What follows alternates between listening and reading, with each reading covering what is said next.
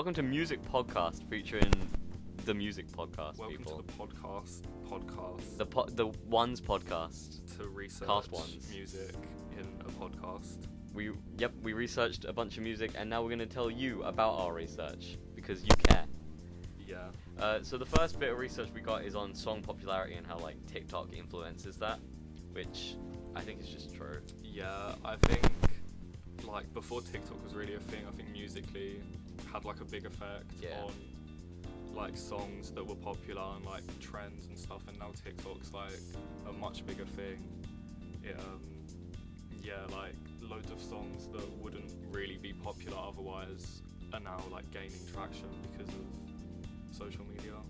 Yeah, that's really like just media. Media is the Yeah. main reason why songs get popular. You hear them like just replaying on TikTok, or you hear them in movies and stuff. Everyone starts singing them. Like the Stranger Things Kate Bush song. Yeah. Everyone that came back because of Stranger Things, and I was like, oh my god, everyone's listening to this song. What? That's How the thing come? as well. It's like not just new. There's obviously like new artists that. It's like a new way of advertisement. Like new artists will pay like popular TikTokers to use the sound. I think they get way more popular because like the trends and the dances people are doing with them, it makes it like trend even more. It's more, you'll see more people doing the dances, you'll be doing it with the and stuff. That make more people do it. Yeah, I think it's not the main reason, but like it's not only the music that is gaining popularity. I think it's like when it's like has a dance to it or it's like a certain trend, the song just kind of goes more viral by accident. By accident. Not by accident, but just like it happens to get popular because of like a TikTok trend where it's like a dance or something, and then the song happens to gain more traction because of that. Yeah. British fans together as well. Yeah, absolutely.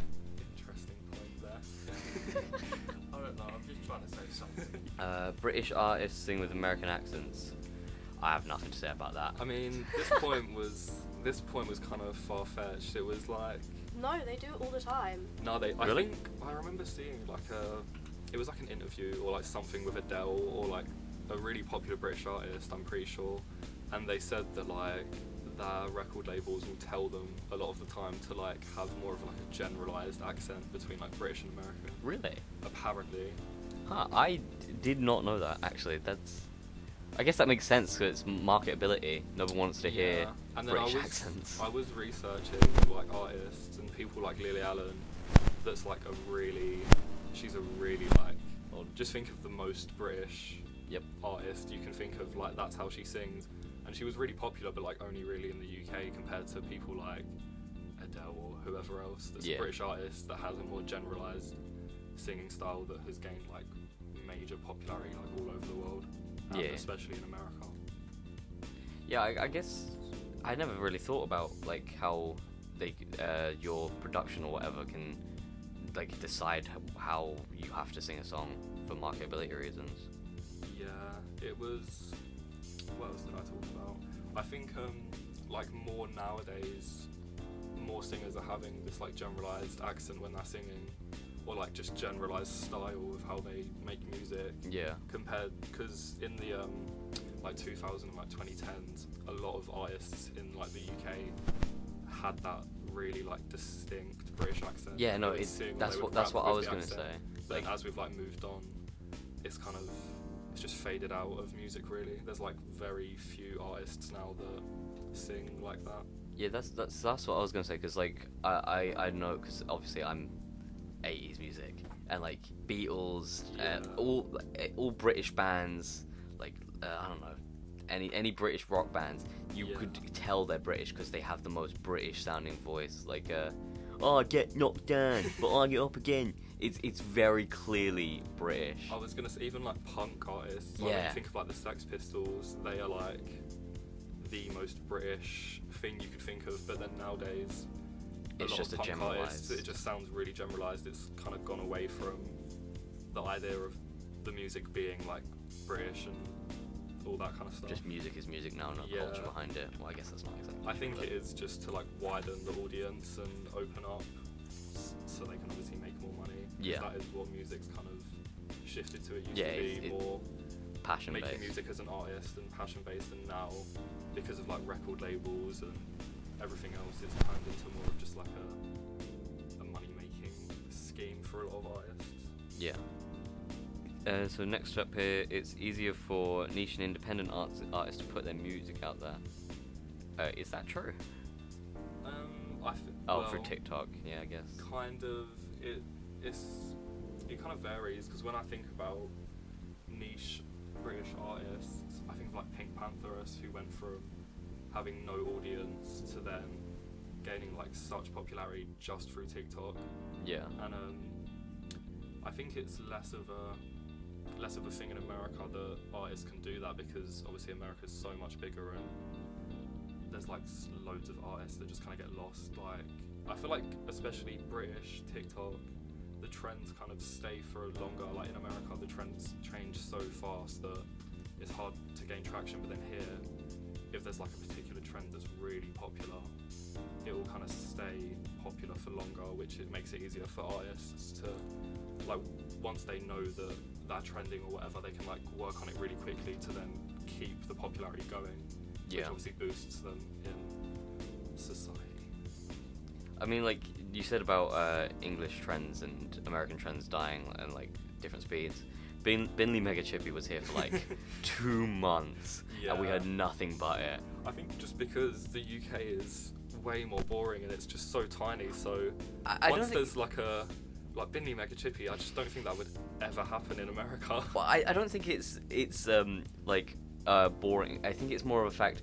British people have a certain sense of humour. I was gonna say it's much more of like a niche sense of humour. Yeah, the British, like, I this is getting really off topic, but I want to talk about it quickly. Societies have their own sense of humour, and the English sense of humour is just dumb. It's just making fun of people for no reason. It's just like, if you imagine like an 8-year-old boy that has ADHD, that's just the whole of that. UK, That's our humour. That's our humour, and if I love it's it. Dumb, childish, or just weird, we will find it funny. I wouldn't change it for the life of me. Anyway, moving on to actual on-topic stuff. Conforming to industry standards. That's back onto the topic of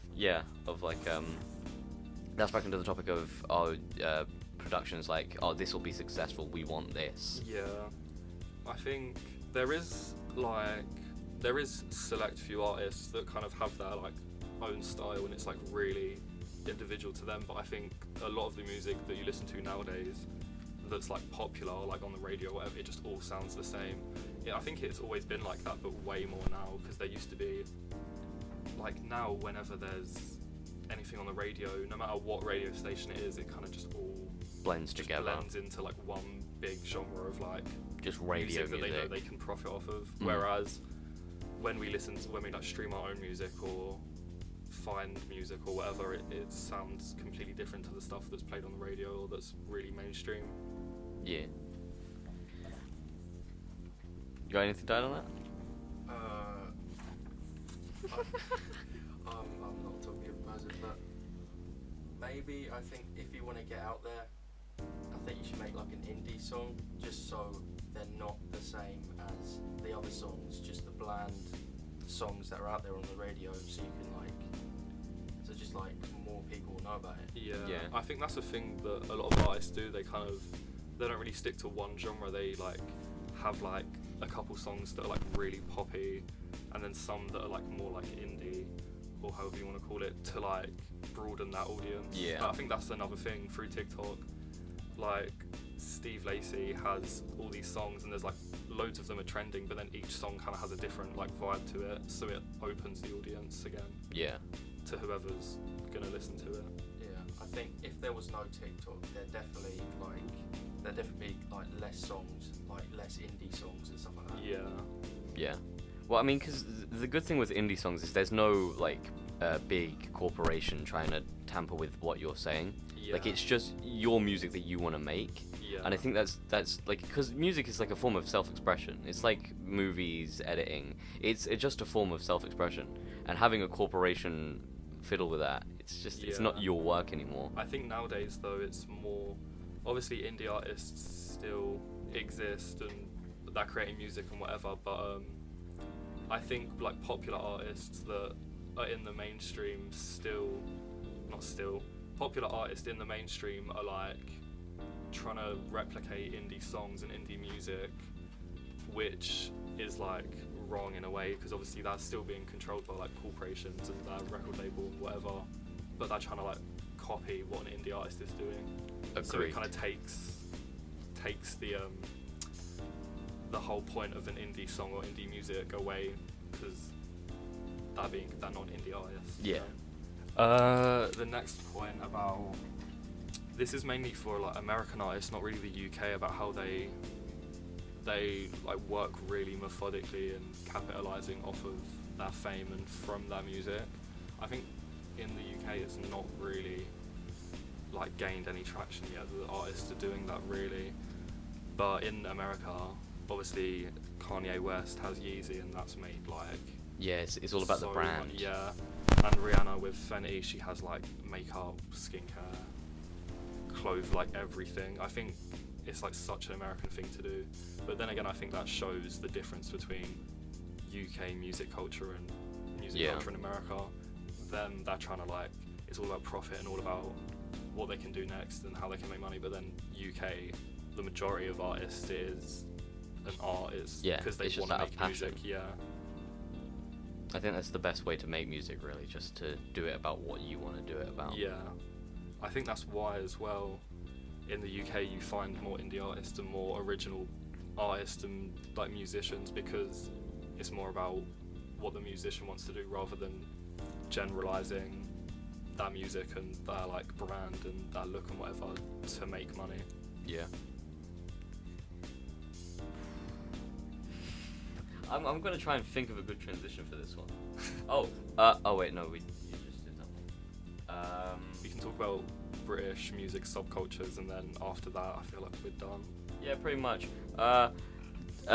True about those corporations, but what about those damn British subcultures?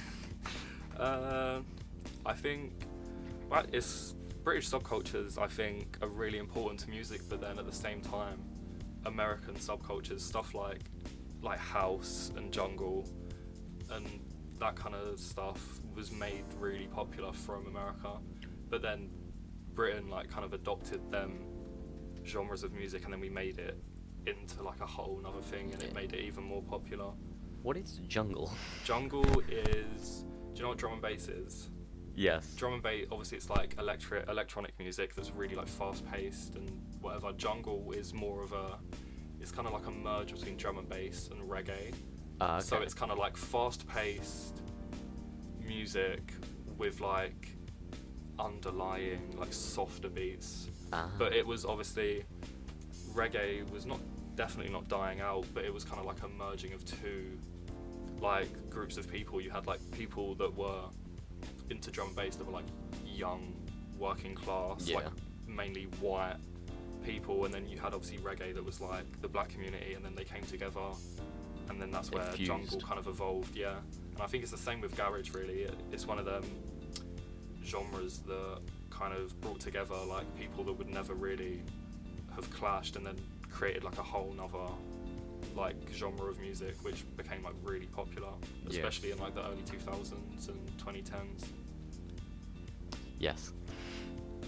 And that, I think it's like worth mentioning as well, because of them like different categories of people coming together. It really boosted like black artists' popularity and like gave them a whole new way to express themselves, because before, not that they were ignored, but if you were a black artist you had to be like extremely acquired and like popular already to like gain any traction. But then when these like, even if they were like not that good of an artist, but just because they were white and they were men or whatever, they would get them. Obviously, it kind of, it brought each other up in the industry, and then once again, because it's a mixture of different genres, it just opened the market so much, because it's people that like reggae and people that like drum and bass and people that like this, and it's kind of all of these people that would never have come together once again, are now together, and that's why it's so popular.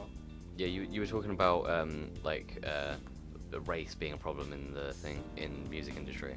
I know recently I went and watched the Tina musical, Tina Turner. Yeah. And that's a big thing in like where she was coming back, starting in England for her new comeback, I guess. Yeah.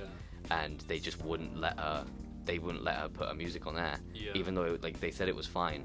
But it's because she was black. They said we're not gonna put it on there. I It think just- the kind of the stigmas that come with these people, like people that listen to drum and bass, because obviously they're working class, they're white, so they always or often get kind of branded as like, oh, they're really scatty, or they're like, you know, just chavvy, or whatever Yeah. you, however you want to call it. And then obviously because they were merging with these like independent black artists, it's obviously the racism that comes with it. So like even to this day, there's kind of stigmas around like jungle and drum and bass, that people that listen to that, or people that make that kind of music or enjoy that kind of music, are like drug users, or yeah. like just antisocial. Like there's all these stigmas still to this day around them kind of genres, but it couldn't be further from the truth really. But obviously all that time, like jungle and drum and bass were made popular like 20-30 years ago, and obviously still these stigmas are a thing. So but I think that's with any genre really, there's Yeah. always a stigma around Yeah, it, any always. medium, not even just Yeah. music. It's everywhere. There's Yeah. always movie stigma, like around specific games, and any piece of media. There's always going to be something about it Yeah. that's just either putting people off or just making people angry for no reason. Mhm. I think that's really all we got. Really, let's have a closing remark from everyone. That'll be fun. Goodbye. All right. Love you all. Jeff, Lucy and Des. Nice. Theo? I spoke. Yay. A round of applause. for Wait, Theo. with poetry. Oh yes. Okay. I'm gonna turn your mic down now. Because it's really, Well, only it's, just. it's really loud. That's the problem. Alright, Jaden. I know I did say much, but bye from me. He made a couple valid points. That is what matters. What was the friend point? I can't even remember. Bringing friends together through Bringing- TikTok dances. And TikTok dances have brought us together Exactly. because We're doing this podcast talking about it. yep. Give it up for Well. TikTok, everybody.